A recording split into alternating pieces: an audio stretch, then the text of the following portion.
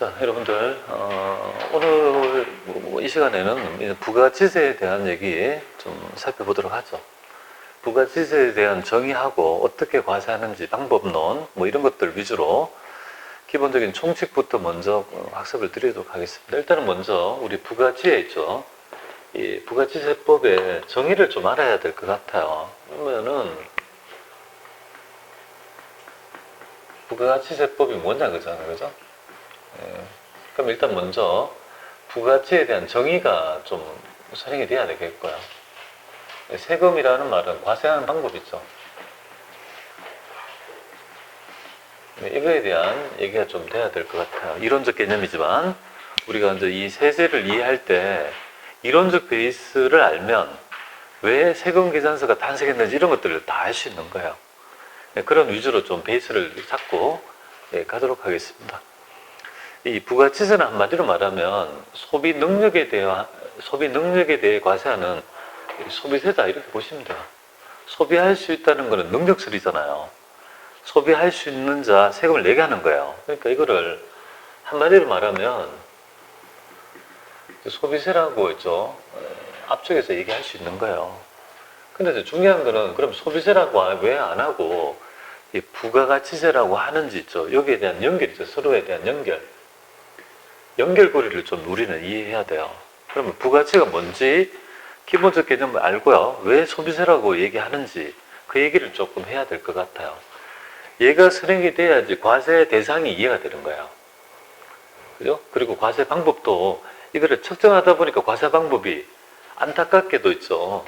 아주 이상적인 게 안 되는 거예요.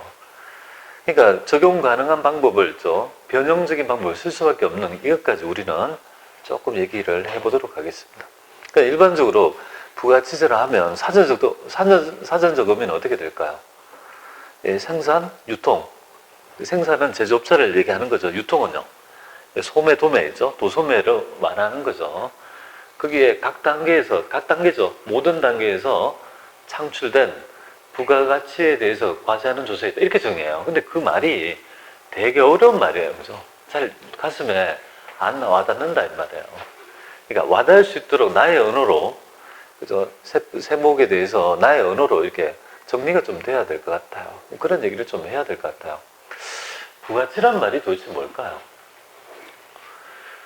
부가치는 누가 그럼 창출할까요? 누가 만들까요? 이 부가치를 만드는 사람 누구죠? 누가 만듭니까? 누가 만들까요? 누가 만드냐? 사업자하고 소비자가 있다고 가정할게요. 이 부가치를 만든 사람은 누가 만듭니까?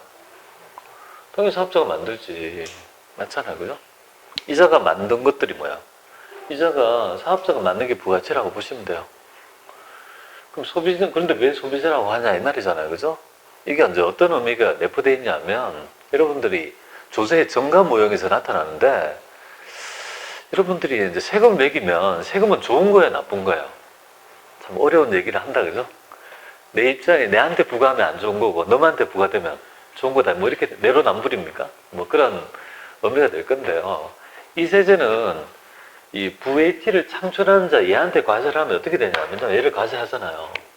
부가치를 만든 자 얘한테 과세를 해버리면 이 사업자는 가만히 있겠습니까? 사업자는 가만히 안 있습니다. 어떻게 할까요? 자기의 물건값에 이 금액을 얹어버린다고요. 얹어가지고 이 세금을 과세하면 이걸 전가해버린 거예요, 세금을. 그죠? 그러니까 이제 이론적으로 보면 부가치를 만든 사람이 사업자잖아요. 근데 매겨보니까, 전가를 해보니까 아예 그렇게 하지 말고 과세 관청에서 얘를 뭡니까? 그럴 바에는 아예 전가할 거니까 아예 얘한테 과세하자라고 했죠. 이 과세를 어떻게 하는 거예요? 이 과세를 이렇게 과세하는 걸로 전환을 시켰다 이렇게 보면 돼요. 그래서 이제 이걸 소비세라고 하는 이유가 여기에 있습니다. 자, 여기서 여러분 알아야 될 점. 이 VAT를 창출한 자한테 매겨야 될 원래 세금이 전가되는 거구나. 누구한테? 소비자한테 계속 모형적으로 전가되는 세금이구나. 그러니까 결국은 전가 시키면요. 최종적으로 누가 낼까요? 소비자가 내는 거예요. 측정을 이렇게 하자. 이렇게 이제, 그죠? 우리가 우리가 과세 구조가 이론적 베이스가 이렇다 이렇게 보시면 돼요. 그래서 우리 부가치세를 소비자한테 있죠. 정가를 예정한 세제다 이렇게 얘기하는 이유가 바로 여기에 있습니다. 자, 그러면 부가치가 뭔지 한번 보죠. 부가치란 말은 이런 개념이에요. 부가치의 정의는 내가 이제 독자적으로 새롭게 창출한 가치정가분이라고 정해요. 그렇습니다. 그러니까 부가치는 뭐라고요? 부가치란 새롭게 창출한 가치의 정가분이라고 하죠. 엄밀히 따져서 그럼 어떤 개념인지 한번 볼게요. 내가 있잖아요. 70원짜리를 이용해서 100원을 만든 거예요. 그럼 내가 70원을 가지고 100원을 만들었기 때문에 내가 있죠. 만든 가치는 얼마가 될까요? 새롭게 가치를 증가한 거는요. 당연히 30원이 뭐예요? 부가치가 되는 거 아니에요. 그럼 내가 물건을 팔면 100원을 받을 수 있는 거잖아요. 볼게요. 그러면 이렇게 이론적인 거 볼게요. 그럼 자, 이 사람이 물건을 팔아가지고 물건값을 100원 받았다 할게요. 100원. 그럼 여기서 목이 있는 거예요. 이 물건값 100원 중에 목이 있는 거예요. 다 이 돈의 목, 자기의 목이 있는 거예요. 일단은 내가 100원을 팔면 매입자한테 얼마를 줘야 돼요? 중간재를 하죠. 중간재인 매입이 있잖아, 매입. 내가 중간재잖아, 그죠? 산 거. 중간재, 매입액은 얼마죠? 70원이잖아요. 매입자한테 얼마 줘야 돼요? 70원 돈을 줘야 되잖아요. 이건 내가 만든 가치가 아니잖아요. 부가치란 내가 새롭게 창출한 가치의 증가분이니까 70원 줄 것이고, 그 다음에 또 누구한테 목이 있냐면 따져보니까 이렇게 따져보는 거예요. 여기서 자, 이거 만들기 위해서 그저 직원들이, 노동자들이 그저 일할 거 아니겠습니까? 노동자의 목이 있는 거예요. 노동자의 목. 노동자의 목을 임금이라고 하는 거예요. 임금. 그거 얼마나 할까? 뭐 10원 할까? 10원 할게요. 10원. 그 다음에 또 노동자 말고 또 목이 어떻게 되냐면 이걸 만드는 사람을 보니까 우리가 이제 이걸 만들기 위해서 원초적인 돈이 필요하죠. 그래서 돈이 없다라면 은행에부터 돈을 빌릴 거 아니겠습니까? 그러니까 자본가의 목도 일부 있더라, 그죠? 자본가는 여기 은행 같은 이자를 줘야 되잖아요. 한 3원쯤 되더라. 그죠? 그 다음에 또 뭐가 있을까요, 여기에? 그죠? 이상한 소리 난다. 좋아. 이게 뭔 소리죠? 아, 뒤에 저거 소린가? 아니. 됐어. 자, 그 다음에 볼게요. 그 다음에 또 뭐가 있냐면, 우리가 땅을 빌려 쓰면, 공장 같은 거 하려면 땅을 빌려 쓰잖아요. 그죠? 그럼 그 만들기 위해서 땅값을 줘야 될 거 아니에요. 그럼 그 목은 지주들한테 기속될 거라고요. 지주들이 또 일부 있을 거고. 지주는 여기 지대라고 합니다. 지대. 이거 한 뭐 7원쯤 할까? 뭐 7원. 그럼 이걸 만든 있죠. 투자한 있죠. 경영자가 있을 거 아니에요. 경영자. 경영자의 목도 있겠죠. 그죠? 이거 만든. 이거 이윤이라고 해요. 10원. 이렇게 해서 이걸 다 합하면 한 30원 되는 거예요. 얘가 뭐예요? 엄밀히 따져서 이론적 개념의 부가치가 된다는 거예요. 그죠? 이렇게 되는 거예요. 근데 중요한 거는 여기에 그래서 경제학적인 개념에서의 부가치의 정의는 유소시장에서 생산된 뭔가 생성되는 임금, 이자, 지대, 이윤의 합계라고 정의하는 거예요. 근데 이 말 자체가요, 되게 모호하고 측정이 안 돼. 아니, 그랬다 한데 측정이 돼야 안 돼요. 이론적으로 뭡니까? 부가치의 정의는 요 4개의 합계라고 정의하지만 그건 직접 측정이 안 된다는 거예요. 그러니까 이제 머리가 아픈 거예요. 세금을 매기기 위해서는 측정이 되는 뭔가의 그저 요소가 필요하지 않겠습니까? 그래서 이제 개념적으로 이런 것들을 부가치를 정의할 때 이런 것들이 이론적으로는요, 이렇게 되지만 이게 된다 안 된다? 안 돼요. 그러니까 어떻게 돼요? 그죠? 이게 안 되니까 학자들한테 머리가 아픈 거예요. 그래서 이 부가치의 정의를 임금, 이자, 지대가 아닌 뭔가의 방법이 없을까? 그죠? 그렇게 해서 찾은 개념이 바로 뭐냐면 학자들한테 만든 개념이 부가가치의 정의가 나타나는 거예요. 그게 바로 공제법이라는 걸 나타내요. 공제법. 측정할 수 있는 거. 그 부가치의 범위는 이론적으로는 뭐예요? 가산법이 좋아요. 내가 있죠. 이 새롭게 창출한 가치 증가분의 임금, 이자, 지대, 이윤 있죠. 합계가 좋으나 이게 현실적으로 불가능하다. 그럼 측정할 수 있는 방법을 찾아보니까 공제법이라는 게 있더라 이거죠. 그래서 이거와 비슷한 개념을 한번 만들어 본 거예요. 생산물이라는 말은 내가 매출한 금액이고, 그럼 그걸 통해서 매입한 금액이 있잖아요. 이 개념을 이용한 거예요, 공제법. 근데 이 매입액의 정의가 중요한 거예요. 매입액을 어디까지 볼 건지에 따라 방법이 세 가지 있어요. 근데 세 가지 중에 다른 건 몰라도 되고요. 하나만 알면 돼요. 여러분은 다른 거 있죠. 우리 GNP형, NNP형 필요 없습니다. 뭐만 알면 된다고요? 현재 우리나라에서 채택하고 있는 부가치의 범위는요, 공제법 중에서 뭔가 형태가 하나의 유형이 있는 거예요. 그 유형이 바로 소비형입니다. 소비형. 그러면 소비형이라고 불리는 있죠. 이 부가치의 정의는 어떻게 되냐면 매출액에서 뭐를 빼죠? 매입액을 뺀다 이거죠. 근데 이 매입액의 정의가 어떤 거냐면 중간재도 빼요. 중간재는 여러분들 상품 사게 되면은 상품의 매입액 있죠. 그걸 중간재라고 해요. 중간재. 근데 이제 그다음 뭘 빼주냐면 여기도 중요한 거예요. 자본재도 빼주는 거예요. 매입액에는. 저 엄밀히 따지면 두 번째가 가장 맞아요. 얘는 중간재만 이용하는 거예요. 내가 있죠. 대응하는 매입액 있죠. 상품이면 상품 매입가만 빼줘가지고 나머지만 하는 거. 근데 이론적으로는 두 번째가 좋아요. 제가 볼 때. 왜냐하면 상품을 매입해가지고 원재를 매입해가지고 뭐예요? 이 자본재를 사서 이거를 그 만들기 위한 희생액도 측정해서 매입액을 빼줘야 마땅한 거 아닙니까? 맞잖아요. 감가상각비 같은 거가 포함이 돼야지 마땅한 거 아닙니까? 내가 물건 만들기 위해서 기계랄지 여러 가지 있죠. 중간에 들어가는 이 감가상각비를 포함해서 매입액을 봐야 마땅한 거 아니에요. 근데 측정이 돼요, 안 돼요? 안 된다고요. 요거로 하는 방법이 NNP형인데 우리는 몰라도 되고 뭐라고요? 우리 현재는 소비형의 정의는 뭐냐면 중간재도 빼죠. 중간재도 빼요. 중간재라는 말은 이런 거예요. 상품이랄지 원재료 이런 걸 얘기해요. 원재를 얘기하고. 자본재는 뭐냐면 건물하고 기계장치 이런 거 있잖아요. 건물, 비품, 기계장치 이런 것들 얘기하는 거야. 차량 운반고 이런 것들. 그래서 우리나라에 있잖아요. 우리 컴퓨터 같은 거 사면은 전부 다 뭐야? 매입세 공제를 해주는 이유가 뭘까요? 왜 건물 사면 매입세 공제를 해줄까요? 현재 우리나라의 부가치 정의가 어떻습니까? 소비형이라는 형태로 지금 과세하기 때문에 뭐예요? 소비형의 정의가 결국은요. 빼는 거잖아요. 그죠? 그래서 이거 뺀 나머지를 뭐라고 합니까?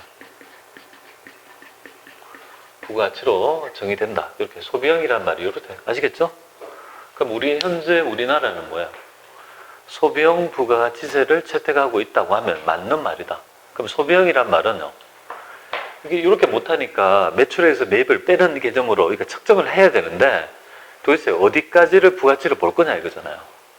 그래서 매입 중간재는 당연한 것이고 그래서 자본재까지도 뺀 나머지 금액을 그저 의미한다 이렇게 보면 돼요. 그러니까 이렇게 소비형 부가치세를 하다 보니까 뭐가 좋아지겠습니까? 당연히 그죠. 건물이랄지 이런 걸 사면 다 매입세 공제를 해주니까 투자세액이 뭔가 투자가 촉진되는 부가적인 우리 효과도 누릴 수 있다 이렇게 보면 돼요. 자, 일단은 여러분 알아야 될 점. 부가치세는요. 소비형 부가치세다 이렇게 보시면 돼요. 자, 소비형 됐죠? 소비형. 자, 두 번째 볼게요. 자, 이제 과세하는 방법이에요. 과세하는 방법. 그러면 세금을 어떻게 매길까? 아니, 부가치가 이렇게 되니까, 그럼 이렇게 할 거 아니에요. 부가치가 여기 100원이라면, 얘가 100원이야. 그러면 여기 매입액이 다 합해가지고 70원이야. 하면 요거 얼마 되겠습니까? 30원 나왔잖아. 그죠? 그럼 30원 나와가지고 여기 측정이 되면 세율이 10%를 하면, 텍스는요? 3원 이렇게 하면 될 거 아니에요. 그죠? 이게 이상적이지 않습니까? 맞잖아요. 첫 번째 방법 볼게요. 가산법은 이상적이지만 이걸 다 뭡니까? 10원, 3원, 7원, 10원 해서 30원 해서 뭡니까? 10% 해서 3원 이렇게 하면 좋은데 이게 적용이 안 된다 이 말이죠. 가산법 넘어가. 세금을 매기는 방식을 한번 볼게요. 그 공제법 중에 두 가지가 있다고요. 과세하는 방법이요. 자, 전 단계 거래액 공제법하고요. 세액 공제법인데 두 개 다 알아야 돼요. 시험 문제는 다 나와요. 세액 공제법의 우리가 현재 우리나라가 채택하고 있는 방법이지만 거래액 공제법이 왜 안 되는지를 이해해야 돼요. 그래서 그걸 이해해야지 다른 걸 이해할 수 있어요. 이런 얘기 별로 이전 과정에 얘기 안 하잖아요. 근데 이런 얘기를 하는 이유가 제가 이제 강의를 쭉 하다 보니까 이 과정이 마지막이잖아요. 전산에서는. 내가 뭐 다른 걸 더 배우지 않고는요. 그래서 뭐 회계사나 세무사 시험을 치지 않고는 이게 마지막이기 때문에 그죠? 예전에 잘 안 하던 있죠. 잘 몰랐던 부분을 설명하는 겁니다. 그래야지 어느 정도 뭐예요. 개념을 가지고 접근할 수 있기 때문에 그렇다 이렇게 보시면 돼요. 하나 예를 들어 볼게요. 지금 매출액이 100원, 매입액이 70원, 세율은 10%라고 가정합니다. 그럼 이상적인 거 한번 볼게요. 예, 전 단계란 말이 뭐죠, 여러분들? 전의 단계란 말은 매출 단계와 매입 단계요. 매출이 있고 매입이 있어요. 그럼 뭐가 우선순위가 됩니까? 이 중에서 매출 매입 중에서 당연히 그죠. 매입해서 뭡니까? 매출하는 거죠. 그러니까 전 단계란 말은 매입 단계를 얘기해요. 매입 단계의 매입 거래액을 공제하는 형태로 뭔가 과세한다는 말인데요. 한번 볼게요. 그럼 매출액은 100원이에요. 매입액은요? 70원이에요. 그럼 과표는 얼마가 되겠습니까? 여기요? 30원이고 세율은 10%를 하면 3원. 여기 이상적이잖아요. 아주 이상적이지 않습니까? 맞잖아요. 전단계 거래액 공제법이 이상적이잖아요. 나름. 좋아요, 얘가. 근데 아픔이 있어요. 어떤 아픔? 적용이 안 돼. 적용이 너무 어려워요. 왜 어려운지 아세요? 자, 볼게요. 과세 관청에서 너의 부가치를 얼마 냈는지 전단계 거래액 공제법을 적용하면 어떻게 되냐면 가서 네가 얼마에 매입해서 얼마를 투입했는지 다 알아야 돼요. 그렇지 않습니까? 일일이 그저 너가 물건 상품 만약에 원재료 만약에 1,000만 원 매입했대. 그러면 결국은 VAT를 내려면 뭐야? 매입해서 매출해야 되잖아요.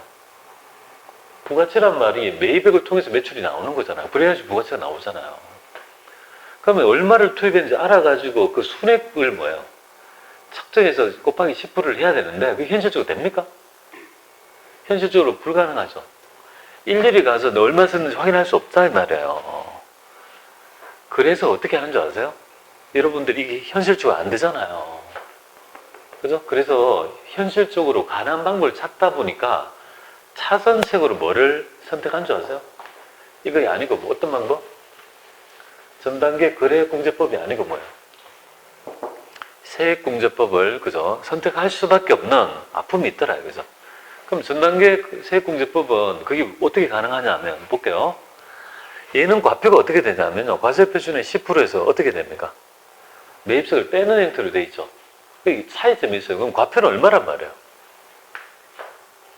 30원을 현실적으로 있죠. 과세관청이 알 수 있나요? 모르잖아요. 그죠? 일일이 가서 네가 얼마를 매입해서 얼마를 매출했는지 확인한다는 건 불가능하다. 그런데 전단계 세액공제법은 그렇게 하는 게 아니라고요. 과표에서 뭡니까? 10%를 때리면 뭐예요? 매출세액이 되잖아요. 이 매출세액이란 말은 내가 판 가격을 얘기하는 거 아니에요. 판 거는 매출액이 측정이 되잖아요. 그러니까 과표는 뭐예요? 30원이 아니고 뭐예요? 이상지지만 이거 이렇게밖에 안 된다 이 말이에요. 그럼 100원에 10%를 때려요. 그럼 얼마가 되겠습니까? 10원이 되겠죠. 여기 10원이잖아요. 여기까지는 적출이 된다고요. 적용할 수 있다고요. 내가 매출한 금액에 10%를 때려가 내면 되니까. 그리고 이제 그 다음이 중요해요. 그 다음에 매입세액을 빼잖아요. 이 매입세액은 매입했을 때 여러분들이 사용 여부를 따지지 않는다고요. 여러분들이 매입했을 때 사용한 것만 매입세 공제 받습니까? 아니잖아요. 매입하면 무조건 사용 여부에 따라 없이 무조건 다 매입세 공제를 해주죠. 그게 왜인지 하면 이게 얘 때문에 그래요. 이렇게 못했는데도 이게 그죠? 이게 불가능하다. 이거 좀 잘못됐네. 70을 좀 고쳐주세요. 고쳐야 되겠네. 과세표준은 뭔가 좀 고쳐보세요. 제가 반대로 했네. 그러니까 가능한 방법을 이렇게 사용한 거야. 자, 이렇게 해서 10원을 딱 도출해요.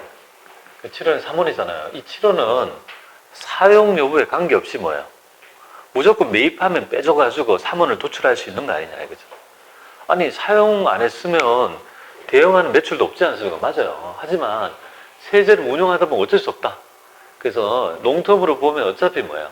매입해서 매출한 꼴이 되니까 이렇게 세제를 운영할 수밖에 없는 거예요. 대신에 과세 관청에서 이제 머리가 아픈 거예요. 왜? 그럼 매입을 빼줘야 되는데 이 거래가 매입했다는 걸 어떻게 아냐 이 말이에요. 맞잖아요. 과세 관청에서 네가 이걸 매입했는지 어떻게 아느냐. 너 둘이 했다고 하면 내가 확인할 길이 없는 거 아니냐. 그러니까 이 사람이 서로 둘이가 거래한 내역을 알고 싶은 거예요. 내역을 알고 싶은 매개가 필요했던 거예요. 그래서 만든 매개가 뭔지 아세요? 바로 세금계산서인 거예요. 세금계산서의 탄생의 이유가 바로 뭐냐면 매입채권자를 확인받아가지고 매입채권자를 위함이다 이렇게 보면 돼요. 되겠습니까? 그러니까 지금 현재 여러분들이 나중에 매입채권자 요건에 가보면 그죠? 일반 과세사업에 사용하면서 매입 시점에 전액 공제를 해준다 이 말이 뭔지 아세요? 사용 여부와 관계없이. 그 이유가 바로 여기에 나타나는 거예요. 전 단계에 있죠. 유의 방법이 이상적이지만 뭐예요? 현실적으로 적용할 수 있습니까? 적용할 수 없잖아요. 그러니까 어떻게 됩니까? 할 수 없기 때문에 전 단계 세액공제법을 이용해야지만이 과세를 할 수 있기 때문에 이런 그죠? 사용 여부와 관계없이 공제해주는 이런 있죠. 내용들이 나타난다 이렇게 보시면 돼요. 그러면 과세하는 방법 뭐라고 했습니까? 전 단계 뭡니까? 세액공제법이 되는 거죠. 그죠? 전 단계 거래액공제법입니까? 아니에요. 전 단계 세액공제법이라고요. 강조드립니다. 시험 문제 나와요. 현행 부가치세는요. 전 단계 거래액공제법에 한다. 틀린 제품이에요. 그러나 얘가 우수하지만 아픔이 있다. 못 쓴다. 이런 아픔이 있습니다. 자, 그러면 결국은 우리나라의 현재 뭡니까?